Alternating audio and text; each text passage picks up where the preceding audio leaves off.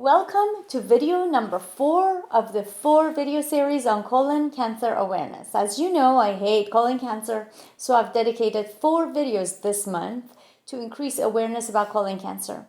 Last video was about the association of red meat and processed meat in developing colon cancer.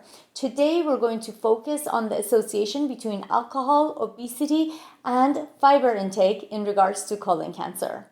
So, what's the connection between alcohol and colorectal cancer? Alcohol intake, a common and rising habit of modern society, is one of the risk factors for developing colorectal cancer.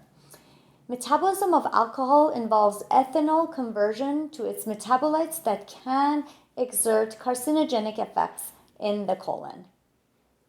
The generation of acetaldehyde and alcohol's other metabolites lead to activation of cancer-promoting cascades such as DNA adduct formation, oxidative stress, and lipid peroxidation, epigenetic alterations, epithelial barrier dysfunctions, and immune modulatory effects.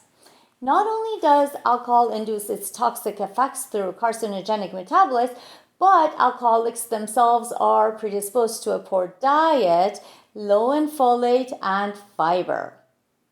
So what is the role of fiber in colon cancer prevention? Well, the EPIC study, the European Prospective Investigation of Cancer and Nutrition study, evaluated diet and colon cancer in 519,000 people living in 10 countries with a broad range of dietary habits.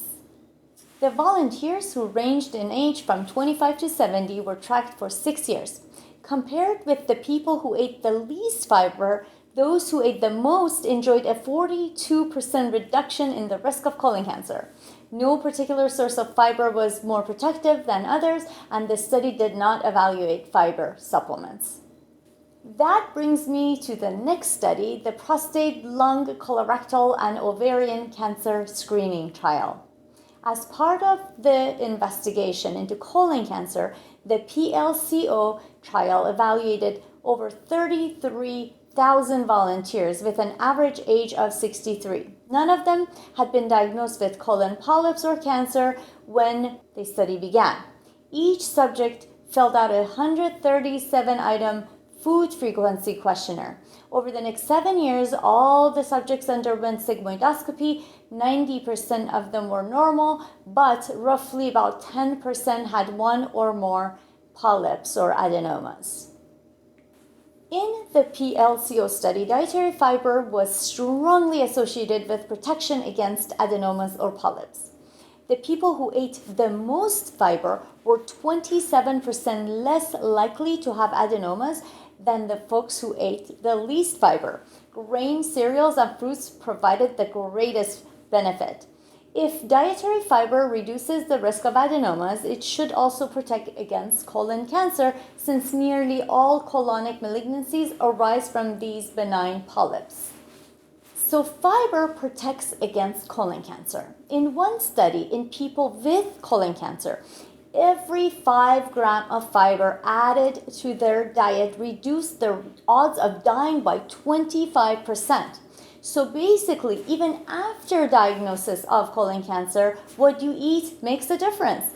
When you eat fiber, the gut microbiome metabolizes the fiber into short-chain fatty acids, which induce cell death in cancer cells of the colon, not the regular cells. They attack the cancer cells. Fiber also increases the transit time of the stool in the colon, prevents constipation, and prevents damaging toxins from interacting with the colon cells.